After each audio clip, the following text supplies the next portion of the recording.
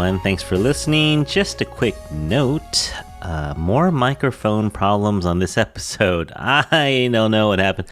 I got a new microphone and I think I selected the wrong microphone when recording, so I was just using a garbage microphone that came with the camera. So anyway, sorry about that. Hopefully we'll get this sorted out, and hopefully you'll still be able to enjoy this really fun episode we had with Rikki. Thanks again for listening. Talk to you soon. Bye. Welcome back to the Infatuasian podcast. Today, we're talking a little electric guitar, and I'm super excited to talk with a musician from the UK. But first, let's talk to Maddie. Hey, Maddie, welcome back. Hi. How was your trip? It feels like a while since I've seen you.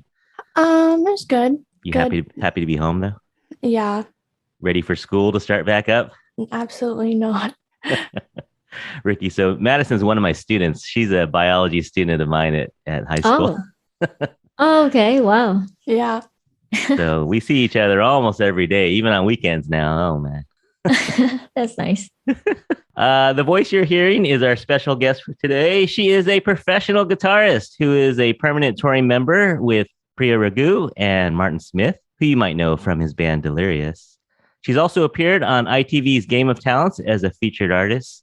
When she's not touring, Rikki makes videos on YouTube of her playing original songs as well as covers and doing some all-time great licks on the electric guitar. She's a real joy to watch. If you watch her, you can see her just beaming her smile because she's enjoying what she's doing. Coming to us all the way from London, England is Rikki Lee. Hi, Rikki. Hey. Yo, hi. Thanks so much for joining us on kind of short notice. I just saw you on YouTube this week, I think, and I emailed you and I was like, hey, you want to come on? But I think you're getting a little busier with concerts and touring. Is that what's happening in April? Yeah. So, I mean, I have like 2 weeks break. After that, we have a big show in London, and we're touring, and I'm going to Holland, and we're touring in Europe as well. Like, oh, wow. For a couple of weeks and so on. Is live music back then? Is it ramping up quickly, or is it kind of Yeah, it slowly is. releasing? I mean, surprisingly, it is going quite fast. Like, probably I'm not very in touch as well. Like, I don't really go out that much, probably. Yeah, it's going great. It's going great here. Yeah, I would imagine the last couple of years were kind of tough for you to get your live music fix in. You'd have to not a whole lot of concerts in the last 2 years. Yeah, I mean, I was actually in uni, so that actually helps because, Okay. yeah, I think 2020, that's when that was, I think, my first big, like my tour, kind of the first time I tour like on a big scale. So that was my first gig was with Martin Smith. And yeah, then I started then. It was like February 2020. So right after that, then we had lockdown. Right. And at that time, I was worried, like, how am I going to balance my studies and, touring? But, well, it happened. I guess it worked out. I was able to just study, just focus on my study. Yeah. Actually, let's talk about you a little bit and your background. Uh-huh. Born in Malaysia? Yes, I was born and raised in Malaysia until 2016. Then I moved to London. Okay. What were you like as a kid? Were you? I think I read that your dad or your whole family are musicians. Well, my dad is a guitarist. Not professionally, like more of like a hobbyist, but a very extreme hobbyist. So, he has a lot of guitars lying around the house. He would play a lot of records, like just watch shows like DVDs because back in Malaysia, it's hard to have like not a lot of musicians like tour or like artists tour to Malaysia. Like let's face it, like from the West. So he would have like a lot of DVDs, just playing Deep Purple shows over and over again and so on. I guess that's how, I got into music. When did that start? Like when you were 3 or 4, or when you slap a guitar in your hand? No, I don't know. Probably like, when in the household, they just keep on playing music. Like there's a lot of music all the time. Uh-huh. And then probably I was aware of it when I'm like 7, 8, or 9, you know. Uh-huh. Then you're like aware of, oh, this is an artist, you know. Yeah. And Did you take lessons or your dad just showed you some stuff? I never took any lessons up until when I was 18 or 19, I Oh, think. wow. But my Wow. dad showed me, you know, a couple of chords, I think 3 chords. And then, and then I just learned it like by myself from the internet. And That's Yeah. so crazy. Because like based on your playing, I thought you would have been playing since you were like 4. no, yeah, unfortunately not 4, but I wish it was 4. I would be like even better, I guess. Were you always kind of a natural? Like it just came out of you and you just enjoyed it and it was never a chore to play? You know, I would say not really, honestly. I don't think I was natural at it. Yeah, you kind of need to put your, you know, hard work as well. You need to put the hours in. I Yeah. wouldn't say it's a natural. Uh-huh. Yeah. So do you remember the first time you heard like a total shred or like someone really killing it on electric guitar? Was that an aha moment, or was this kind of like always part of your house? You had music blasting and stuff, or do you remember thinking, "Wow, that's what I want to do. I want to just go all out on the electric guitar"? I mean, so I remember Joe Satriani. So he's one of the like first few like guitarists that I look up to. So he had like my dad had this concert DVD. So you know we watched it a lot of times, and he was like really ripping it out. And I don't know. I think that was really cool. I wouldn't say I thought about, oh, I'm gonna do that one day. You know, it's just like, you know, I remember it because it was so iconic and he's legendary and really good. You know. Yeah. That's cool. So you graduate high school in Malaysia Yes. and you end up going to England at that point? No. So I went to this college. It's a music like art college, and there's a music program, and that's when I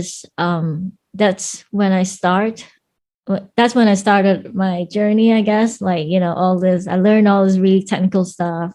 It was really brutal. Mm. And we learned all the music theory, all the harmony and everything. It was like a training ground for me. It's like a military training ground where everything was brutal. You have to put on a show every week. And, Oh, wow. you know, but it was a good experience. I learned so much, and I met my lecturer.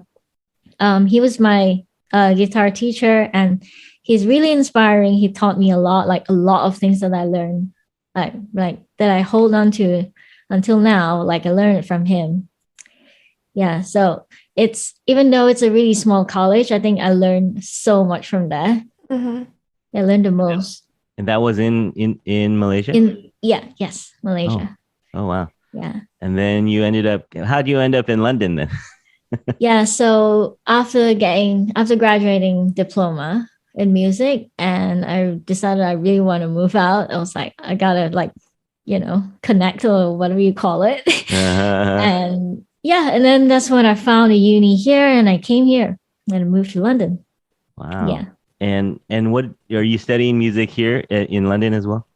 So I did music, bachelor's of arts in music, and then I got my master's in music business in 2020. Oh, wow. Yeah.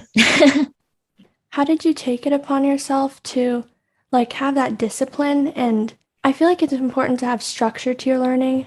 Like learning by myself is really hard. So how did you know?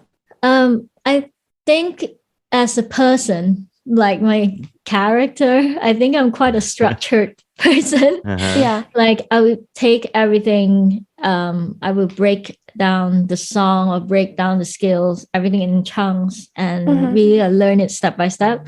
For example, if I have a really hard song to learn, I would break it down to, okay, I'll learn the chorus first. And then the chorus, there's 8 bars, let's say all of them are hard. I'll learn the first 2 bars first, you know, and so on. I think that's probably just who I am. Like, just breaking things down and learn it by like step by step. Yeah. Yeah. I'm so impressed that you started guitar later in life. But it gives me it gives me faith because I feel like it's hard for me to stay motivated as somebody who plays guitar. And so I feel like you're a good reminder that it's never too late to, work hard and gain that mastery. Why do you think, like, why do you feel that it's hard to feel more motivated for you? Because I feel like I don't have structure. Oh, okay. Yeah. And I don't know, just like a lot of personal stuff in my life, I took a really long break from playing guitar. And I think that ever since it's been hard for me to, keep going with that. Even though all the time, I feel like I've spent more time thinking about how much I want to play guitar than actually practicing, which is awful. But, yeah. Oh, that's all right. I don't know, just need a goal, I guess. Mm-hmm. Yeah, you just need a goal. Like, if you want to do what I do, like a virtuoso stuff, of course you need to put in a lot of hours. But if you want to write songs, then you have to spend your time writing songs, Mm-hmm. Mm-hmm. Yeah. I think it's also because, I don't have a specific direction. Like, I know you specialize in rock, but I never focused on one genre. It was just sort of playing whatever I wanted, which is fun because it's a hobby, but at the same time, I wish that I could really hone in on certain skills and you know what I mean? Oh yeah, that's fine. I mean, it takes time. Like everything, I think everything takes time to, discover yourself. I think. Yeah. Doesn't necessarily, I don't just play rock nowadays. I know my branding is like rock, but I don't only play rock, Yeah. Yeah. I listened to a little Priya Ragu. How would you describe her music? She's R&B, a mixture of R&B, pop, a little bit of like Indian flavors as well. So it's a good mix. I don't think anyone's done it how she done it. Yeah. Yeah, so it was really nice. It was challenging for me. I really like it. Yeah. It's mentally challenged. Yeah. How did you get these gigs? So you're working with Martin Smith and Priya Ragu. How did they find you? How did you find them? So Martin Smith is because my friend knows him and plays for he was in that circle. But Priya Ragu is those people, like a lot of pop gigs that I do nowadays. They found me on social media. Oh wow. Yeah. So it was kind of one thing led to another. You got some gigs and you started doing some covers, and other people found you through that. Yeah, because I really wanted to get into the pop scene. I mean, that was when I graduated the master's. So I really wanted to get into the pop scene, and then I started doing covers, and I did some pop covers as well. And then from there, I guess, people found me. Yeah. Yeah, that's very cool. Do you have any pushback from your family or your parents saying, hey, this music thing is fun, but maybe you should get a real job, any of that? Or are they always 100% supportive of you? Honestly, I don't know, because I mean, probably in the start, they were a little bit skeptical, like are you good enough? Kind of, because I was really bad guitarist, probably. What? And it was like, but they never say it out loud, they never said it. But the thing is, like, they funded my studies and all that, so it's a bit, I wouldn't say they don't support me fully, but still, parents are always worried for the kids. Sure. So that's they just don't say it. Probably my parents don't say it, but now that I'm doing like better, doing well, so they're like, oh, it's fine. Yeah. So do you have a most memorable live gig? I heard that you played Wembley. That must be pretty cool. Oh yeah, I did. Honestly, I have quite a lot of memorable live gigs. Wembley is one of them. That was pretty cool. I did that for 3 years. So it's actually like a Christmas show with Hillsong Church. Yeah, so it was really cool experience. Especially, I think one of the years they put me in the middle of the stage with like pyros just shooting flames up. And yeah, it was really cool. I wasn't nervous, but it was a cool experience. I don't think like not a lot of people can do that, like or able would be have the opportunity to do it, which I was really lucky. And also some of the like cool gigs that I did the other day. I think last year we did. We went to France with Priya, and there's this festival. We thought it was like 300 people kind of festival, and we went there. Went to the venue. It was like 5,000. It's a 5,000 seater venue. We're like, wait, we're not prepared for this. We don't have any clothes. It was like the last day of the tour where we were all really tired. We just want to go home kind of feel, Then, okay, fine. Let's do the gig, sound check. And then we found out we're playing at 3 a.m. like in the morning in France. So I was like, okay, fine, 3 a.m.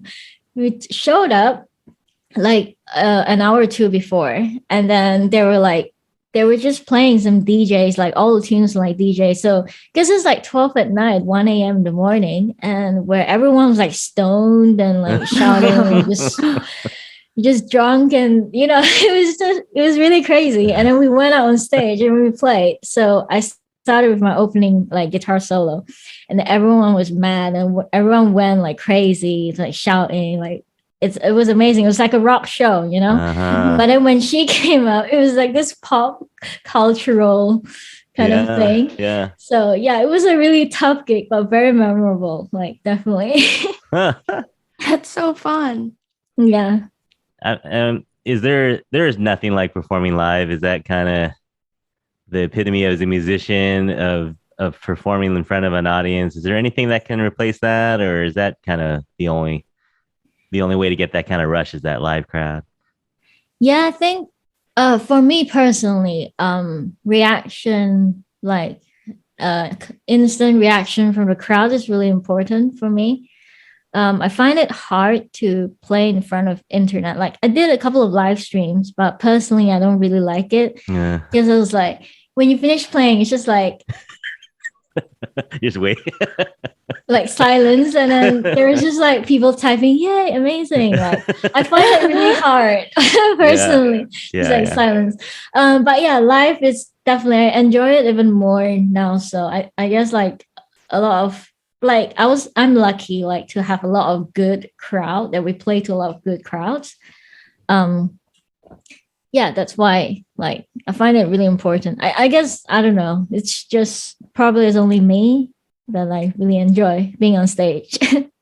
No, I'm sure everyone, and I think as a musician, I haven't performed in a really long time, but when I was younger, I used to do like some gigs, and for me it was like, the word I would describe it was just like magic. Like it was just like my place. I loved it. Yeah, that's nice. Yeah, and I'm a teacher, so I had to teach online on Zoom all last year. So I know exactly. I felt like I was talking to myself most of the time. But. Yeah. So you did kind of pivot because, pandemic and university studies and whatnot. So you started to do YouTube. When did YouTube start? About the pandemic? Yeah. My first proper video was like April, I guess, or June, 2020. So like probably right after I finished my studies, and because I need goals and targets, things to do. I know it's really weird. No, I gotta take notes. Yeah. I'm probably just a workaholic, and just like always, like I always need like a project to finish. Like I need to check off something. So I think YouTube, like videos, it's a very good like platform for me to like finish this product. Okay, today I'm gonna do this video, this cover. Like I have a finished product in my hand. I think that's like very important for myself. Yeah, just to keep checking Like, things off a little bit. Yeah. yeah, keep on moving forward, you know? Yeah. And yeah. But I was just gonna say that you're really good at it. I mean, I think your covers and your original stuff is really, really fun to watch. Mm-hmm. Oh, thank you. So far, what's been the best part about doing YouTube? Best part, I think building an audience is the best part. Like, for example, just meeting you guys. And honestly, I don't know. Like before doing YouTube, like I feel like I was just like an average guitarist, you know? Oh, Yeah. I guess like after doing YouTube, you know, recording, having to practice all the time, you know, it kind of slowly developed my skills. Mm-hmm. And you get feedback from people as well, like strangers that you don't know most of the time. Yeah. So I think that slowly kind of improved my skills. I think, yeah, I mean, I'm surprised that, you know, people actually enjoy what I do. I think that's one of the most enjoyable and rewarding part. Also, rewarding part is meeting like the artists that I'm working with now. Oh, yeah. I think, yeah, that's extremely rewarding. Have you thought about doing tutorials? Or I saw you do one on how you make your covers, but have you thought about guitar tutorials or breaking down songs for people? Yeah, I mean, I did have a couple of them. Like I did like a Tone Secret series, which is because I noticed that people really love my guitar tone. Yes. So so I did like how I created my tone and how the guitar, you know, affects the tone and all sorts of stuff, like nerdy stuff. Yeah, I don't think I'm so good at teaching, but I mean, Curtis, you're a teacher, right? So there's a certain skill that you need to actually teach properly, but I don't know if I have that yet. Well, I think you have a real presence, though. You know, when you're playing, it's very mesmerizing, and it's just super fun to watch. Thanks. And Madison's your target audience here. She notices stuff like that. Like that's her ear. Yeah, I seriously wish I found you earlier because I feel like as like somebody who plays guitar, it's hard to feel valid like as a girl and as an Asian girl. I've never seen that sort of like, you know, I've never seen that. And like especially with that intersectionality. And you're just amazing. So thank you. For sure gonna be keeping up with you. Oh, thanks. Yeah, I mean, that is one of the first things I noticed too. First of all, there's not a lot of female guitarists who totally shred, right? And well, there's more now, but in the 80s and 90s, there really weren't a lot. And then an Asian woman, there's not a whole lot of Asian women. So you're like such a spearhead. Thank you. Do you feel like, you know, being an Asian woman has helped your career at all or has been a hindrance, or is it totally just based on merit and skills? I personally, I have a very thick face, so I don't see myself as like, I'm literally just a guitarist. I think I don't see myself as a guitarist. So I started like being in the music industry in Malaysia. So Malaysia, where I was from, everyone's Asian. Everyone's either Chinese, Malaysian, or whatever. Like in Malays and Indians, we're just Asians, you know. Like I wouldn't like, hey, I'm Asian guitarist. Like, weird. Like Asian something just doesn't exist in Malaysia because it's Asia, you know. So only after I came to London, that's when I noticed, like, you know, people starting to put me, like, you know, categorize me as like Asian guitarist or Asian female guitarist. That's when I noticed, like, oh yeah. And I'm not sure about if being Asian hinders or advanced my career, but I think that definitely probably people remember, like, you know, you make a mark easier than a normal Tom, Dick, and Harry white male, I guess. Yeah. You are memorable, that's for sure. People see you, yeah, that's cool. So would you mind helping us break down one of your clips a little bit? Oh yeah, sure. Let me share my screen here. I'm so excited for this. Let's see. you ever watch Rick Beato, What Makes the Song Oh, Great? yes, I yes, love that. yeah. Yeah, I love the nerdiness of it. Maddie, have you found that show yet on YouTube? No. Oh, you got to do it. Yeah, he breaks it down. He does it by instrument. He does okay. Here's what Oh, the yeah. drummer's doing. Yes, it's really cool. No, yeah. You got to send that to me later. I definitely will. I was thinking of talking about Nirvana. Would that be a good one to do? Okay. Yeah, yeah, of course. So I saw a tutorial, or not a tutorial, but kind of a commentary on how you make these. And is it about you said it's a good 3-4 days on doing them? I mean, you're not doing 24 hours a day, but Yeah, yeah, it's true. Yeah, I think you can say like 3, 4 days. Yeah, because I mean, I don't do it 24 hours. Like I don't right. have that kind of mental space and focus. So yeah, yeah, between practicing, filming, post-production, and so on, I think probably like 3 days, I guess. Yeah. Yeah, and you do your own backtracks too. You said that takes the longest time. Yeah, and I do now. I'm starting to do that. So I find it like I have more freedom in adding things, like different elements to it. And I wanted to improve my production skill. So that's why I started doing that. And I think like YouTube covers is like a good practice spot to Yeah. do. Sure. Yeah. And you're a one woman show. You do all your filming, editing, all that stuff yourself. Yeah, I know. It's That's a bit amazing. tiring. Yeah. I mean, I did some videos, I did outsource it. But yeah, most of the videos I do it myself. That's a lot of work. It is. Okay. Let's see. Well, the results are here, so it's good. The first thing you notice is that you have Yeah. these long, slender fingers. Is that something that's really helped you in guitar?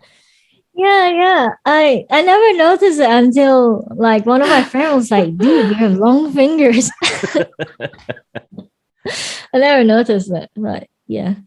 So you break this down. You say you do it by bar. You kind of Yeah. So generally when I want to cover a song, take the whole song and I just kind of usually I will shorten it.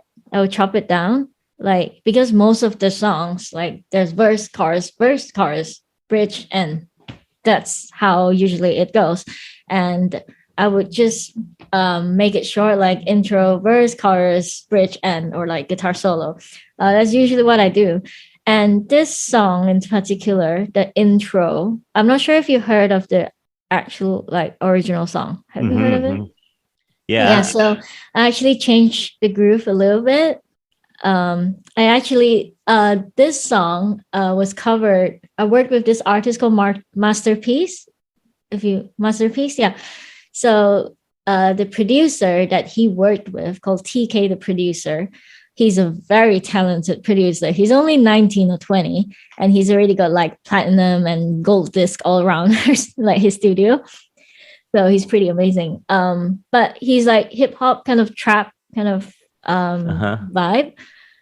So I worked with them for quite some time, and yeah, they did this song, and then that bass line kind of stuck with me.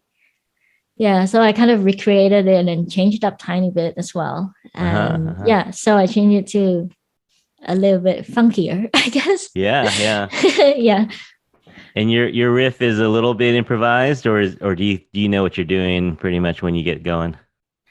For this part, yes, I planned it ahead. Yeah, I know what I want to do because I don't want to like keep on improvising when I record. On the day, to keep the recording time short, because it takes me like from set up probably like 2-3 hours to record it. I know it doesn't sound a lot, but when you do it for it is a lot of work. Yeah. Well, and you do a second take when you do the close up, right? So you do the full shots first, and then you do the close up shots second. Yes. So I have 2 cameras, one in front and one 40 degrees on my left. And when I'm happy with all the takes, which usually is like take 9 to take 12. So I basically just play the whole thing like from start to finish of my performance.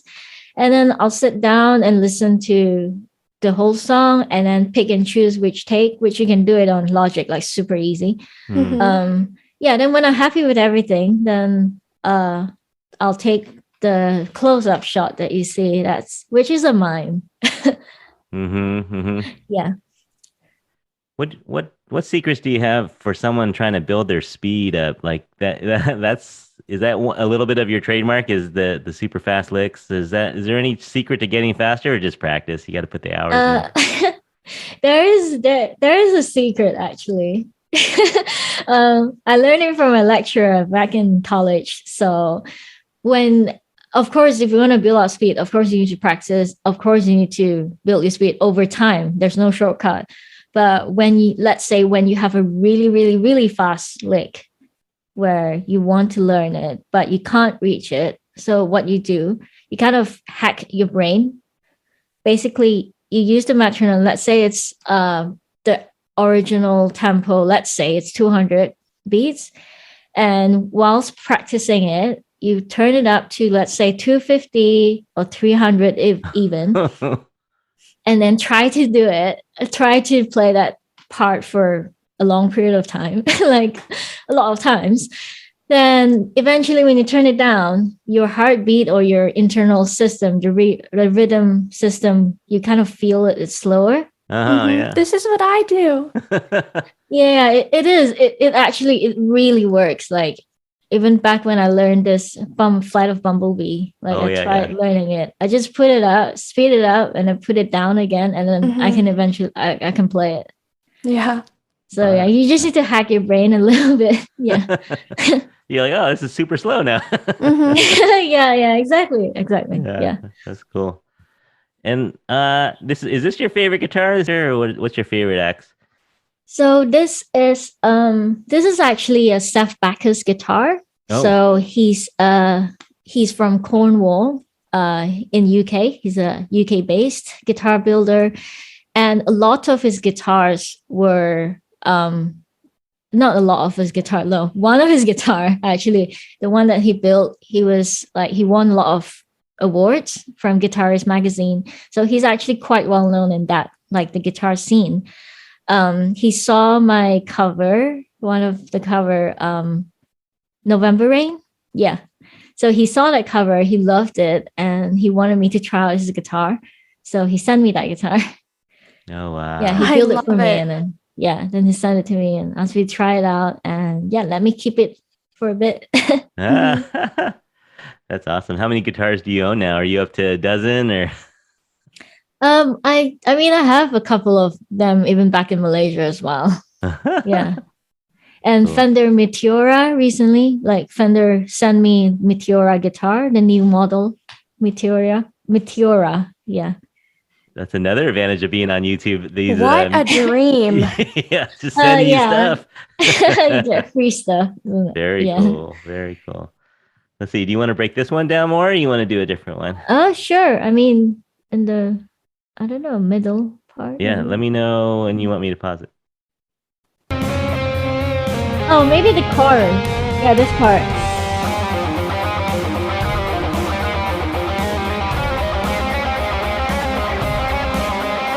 Oh my god. Tapping. Crazy. So this is the chorus part?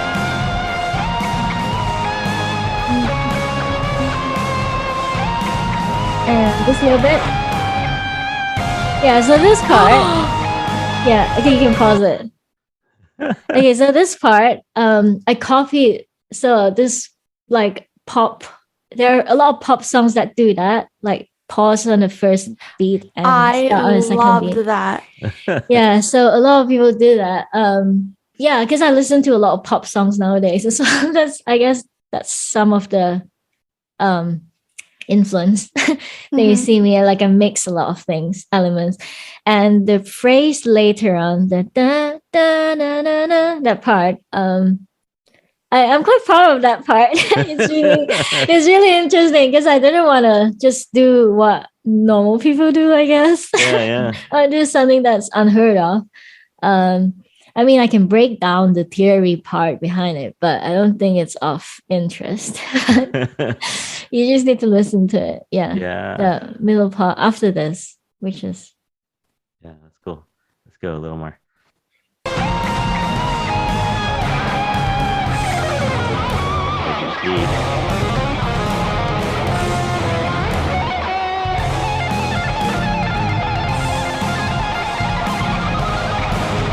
Yeah, in this part,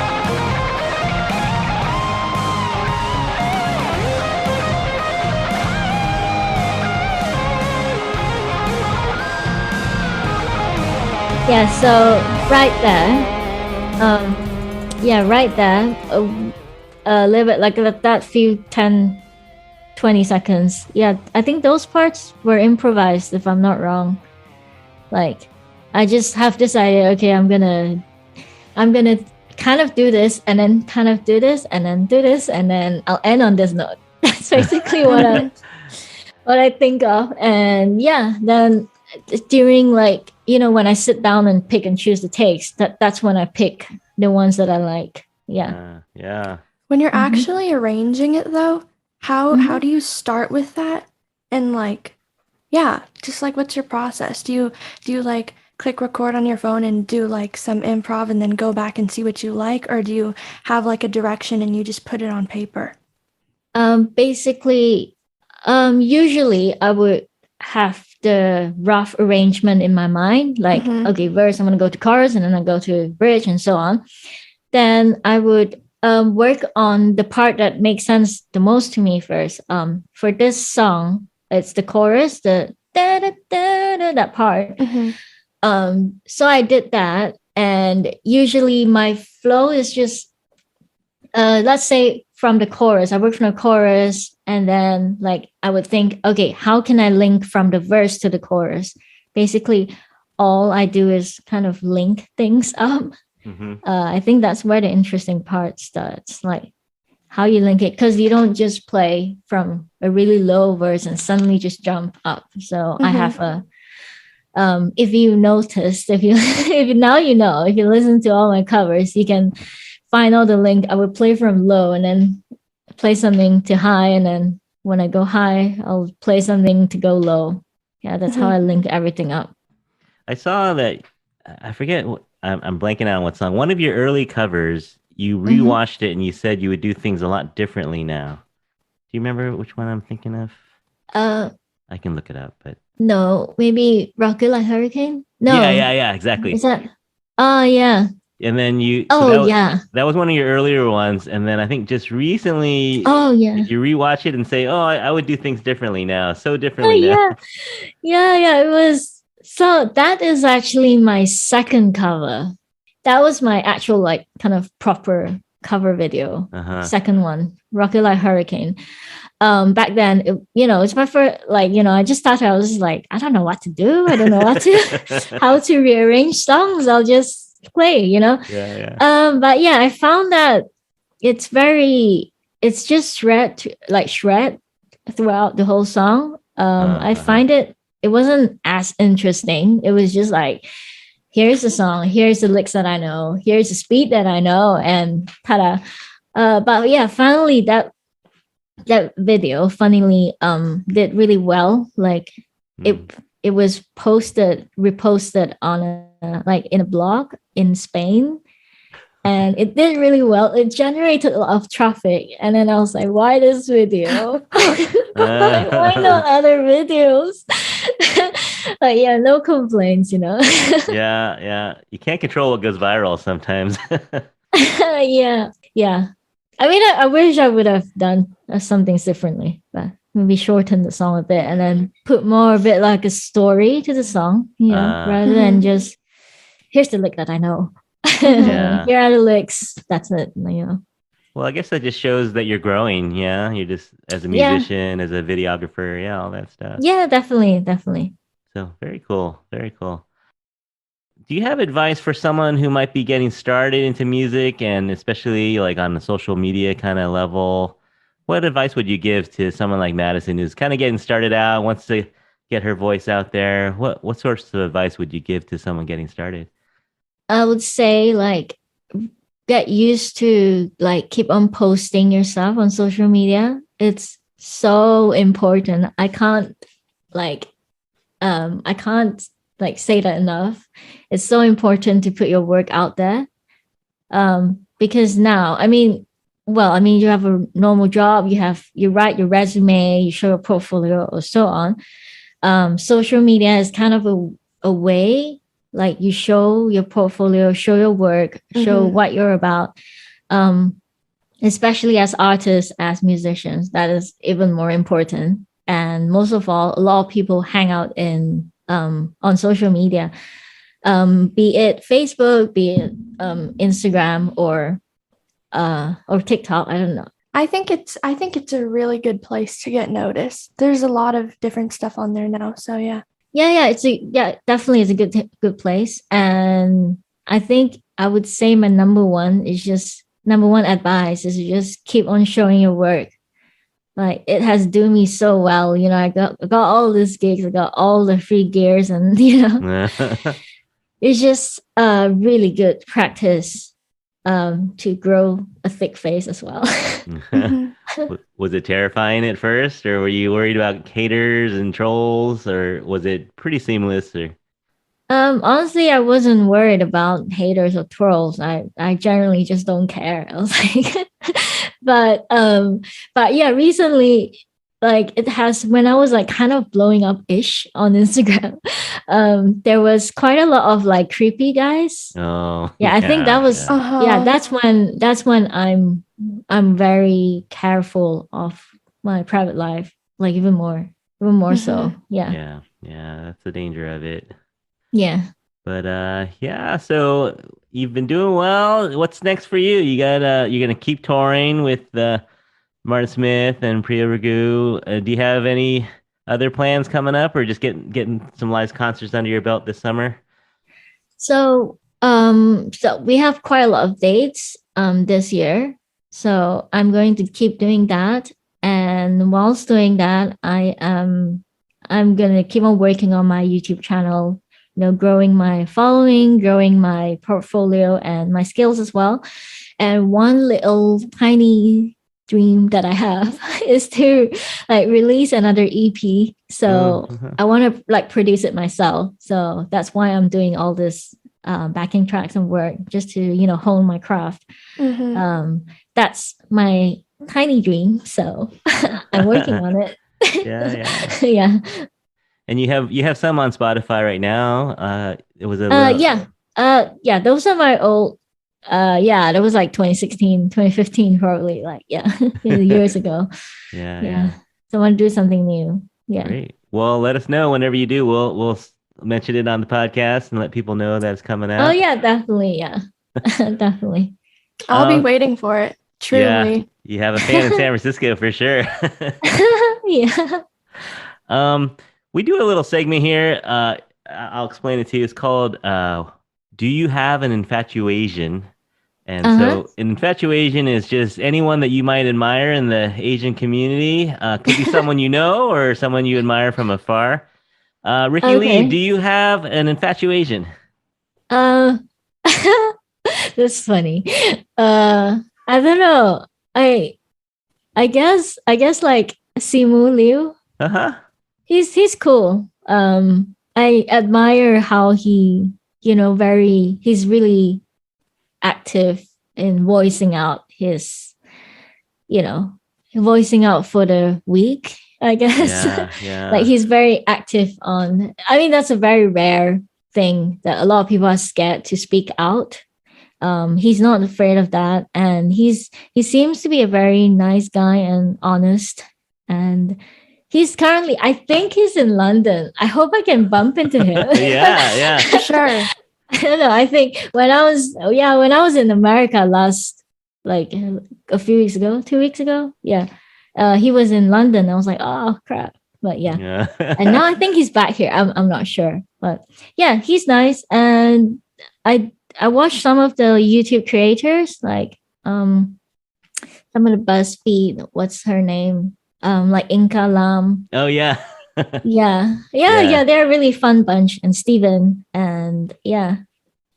So do you do some cooking too? Do you like to messing around in the kitchen? I love watching it. I mean, I'm not really good at cooking, but I can cook. I can make dumplings. So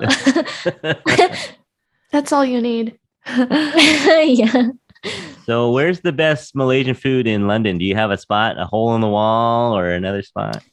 Honestly, I don't have a spot here. I know where to get Malaysian food. Like, there's this shop called Lun Feng. It's a supermarket, Uh-huh. and they sell all the Malaysian stuff. And usually I'll buy that, like buy it there and make it at home. You know, nasi lemak. Uh-huh. Uh-huh. Yeah.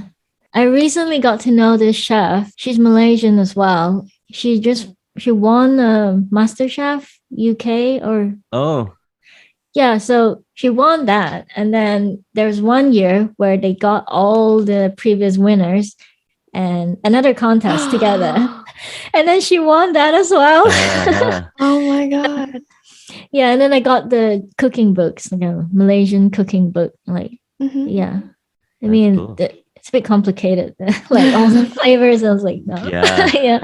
It's like the original fusion, right? You have Chinese, you have Indian, you have all these different flavors. Yeah. Yeah. Cool.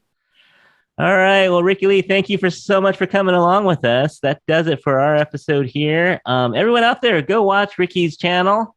It's under Rikki Lee, or you can type in Rikki Lee Rocks on YouTube. And that is also Rikki's Instagram, Facebook, and Twitter at Rikki Lee Rocks. Keep your eye out for her EP. We're sending it out there. The message is out there. The EP is going to happen. We know this. And thank you to Madison for coming along. Thanks for waking up early today, Maddie. I'm so happy to be here. So anytime we talk about music, Madison is down to come along. yeah, I'm just like, Yeah. That's nice. Thanks for having me. It was great talking to you. Yeah.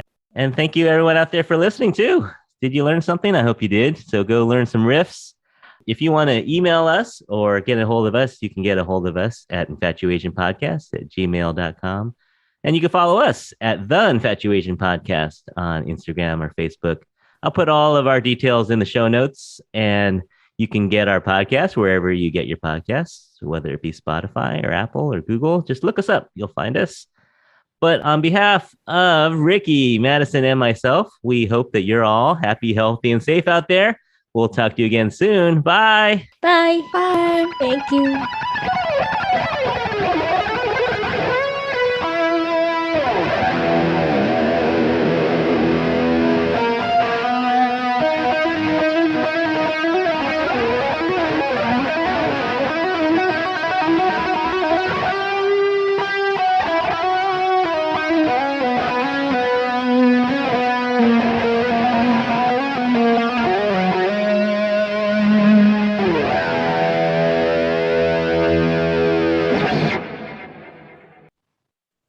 Can I edit this?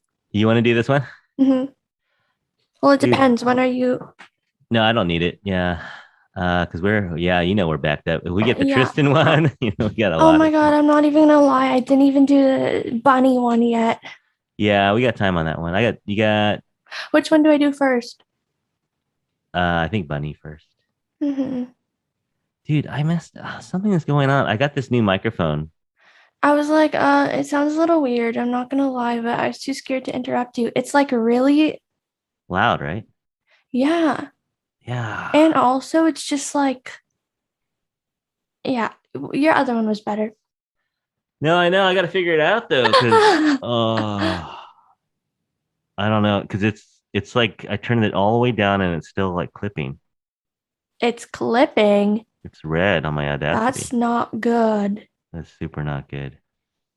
I might have to record myself again.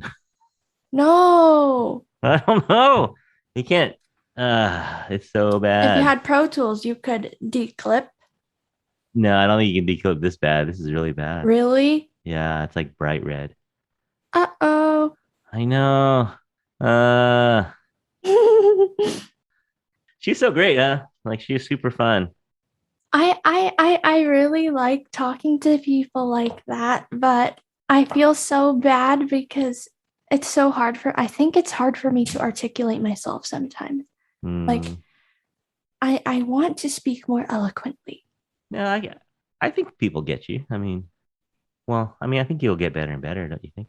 Yeah, I just get really nervous. See, that's why I don't post on social media. Like I know that social media can be used as a portfolio and I want to so bad. I'm just like so scared. I need to get out of my head. I'm too terrified to put myself out there. Like it's hard to rebuild myself back up.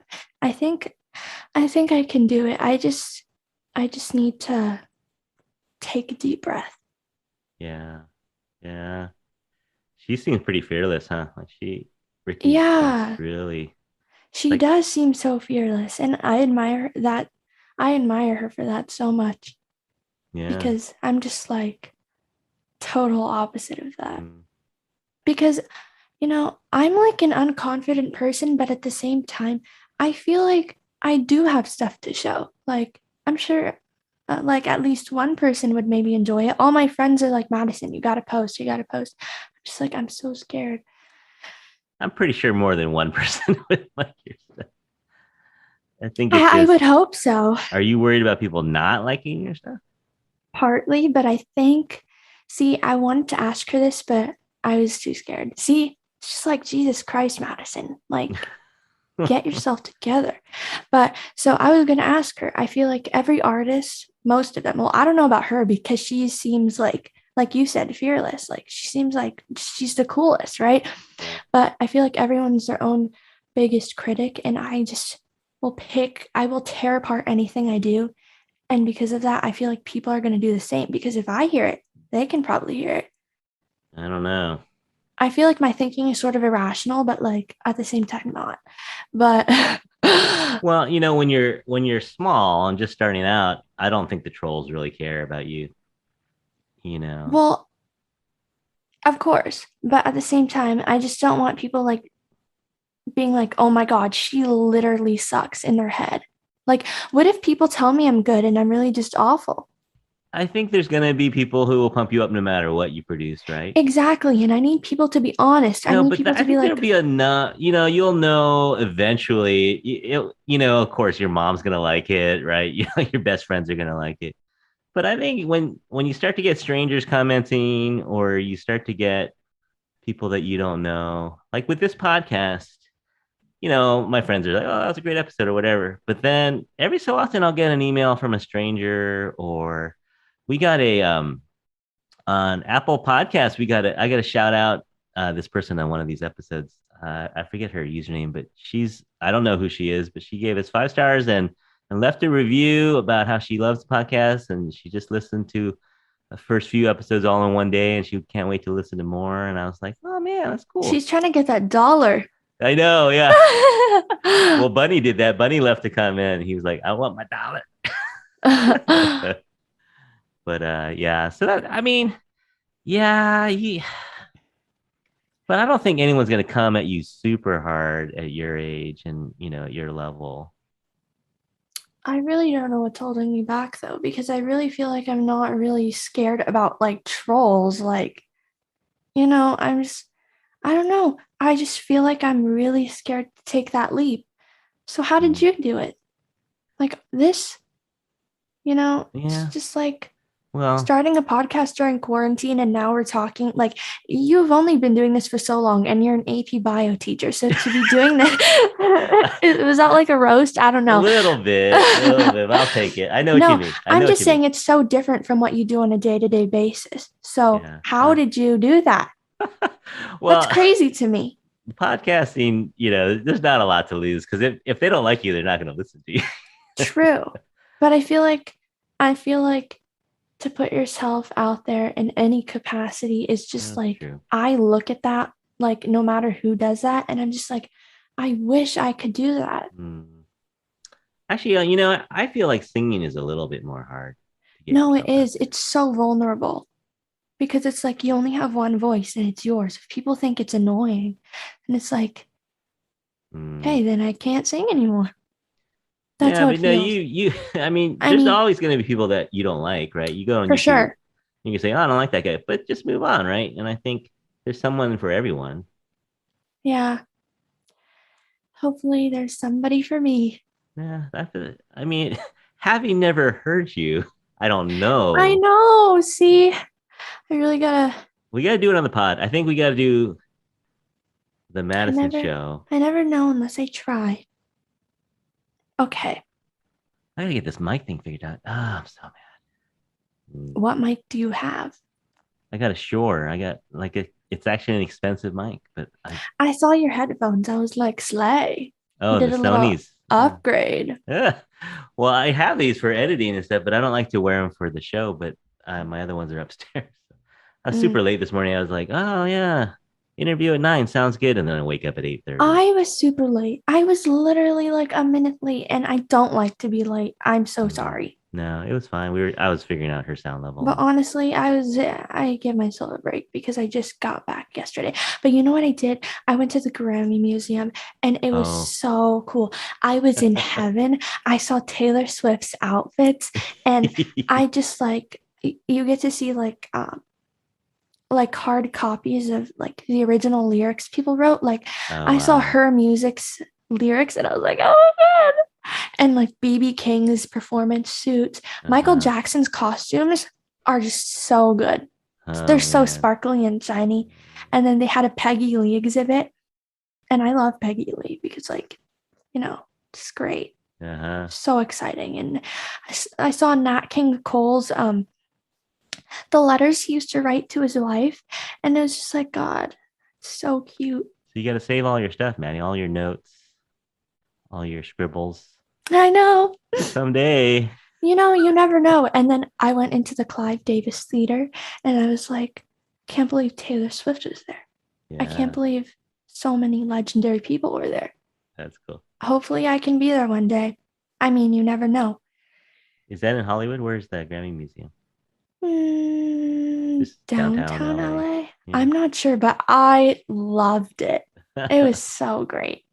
We went to downtown Disney just because Disneyland is really expensive. So we wanted to go get the vibe, and I went into the stores and I saw all the Turning Red merch and I was like, it's so cute. There are these bowls, these rice bowls. They were so cute.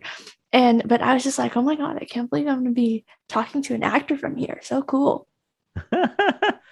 It is cool. No, I'm excited. I hope it goes well. See, that's what I mean. Like a year and a half ago, did you ever think that you would be talking to these kind of people?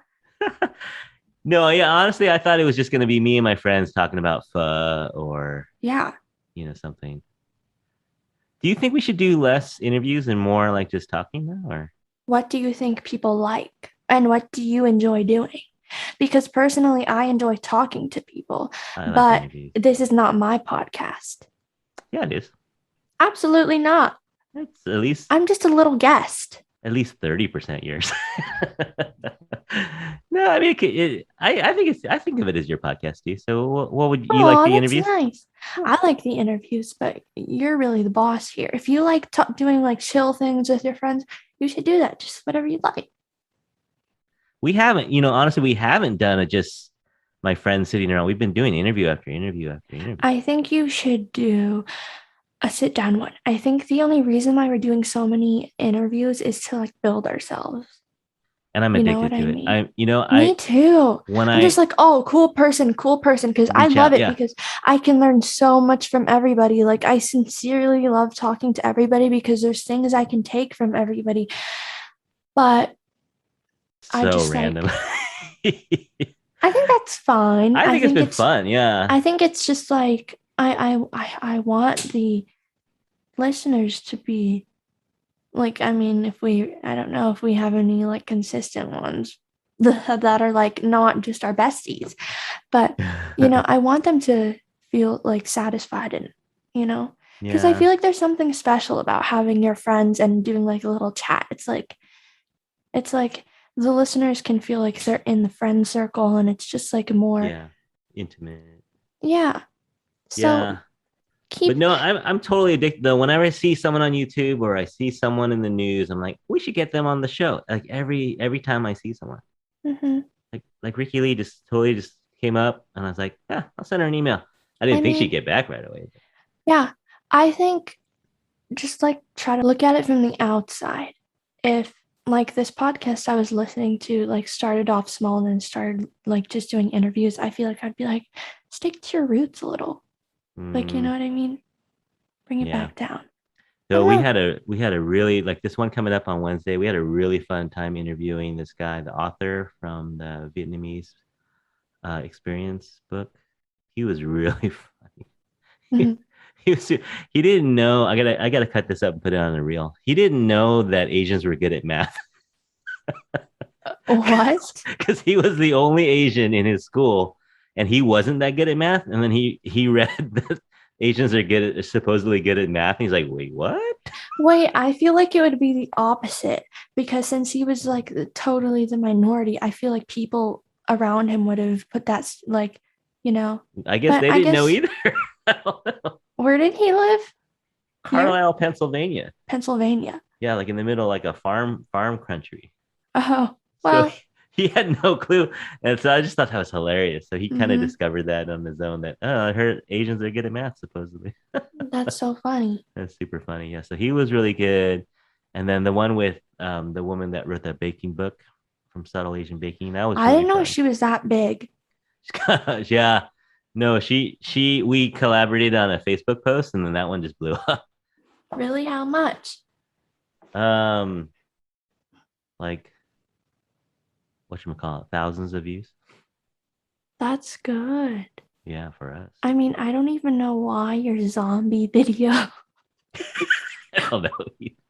14K, man. That's like what Rikki said about like the weirdest videos blowing up. Like, why this one? Why? Yeah, I mean, honestly, it was a fun little thing. It was smart, but still, like, it's 14K? So random. Like, what? Okay. All right. Now you got to do music. Yeah, I don't know. It's just the algorithm. You don't know what's gonna hit. But anyway, so I got to work on socials. Yeah. So just listen back to it. I don't know, decide what you want to do, but once you have everything, just put it into Dropbox and I'll go have fun with it. Okay. Yeah, it was pretty fun when she kind of lit up when she was going over her video, huh? She was like, you could tell that it's a real passion. She was saying, I could go over the theory, but nobody wants to hear that. And you were like, excuse me, hello. I want to hear. Yeah. I know. I almost said something, but I didn't like, I don't know if it would have been great radio to go into it, but I know you would have been interested. Hell yeah. Circle of fifths, baby. Now, did you find that a little bit encouraging too? She's like, actually, I wasn't even that good. Like, she's like, I just got good recently.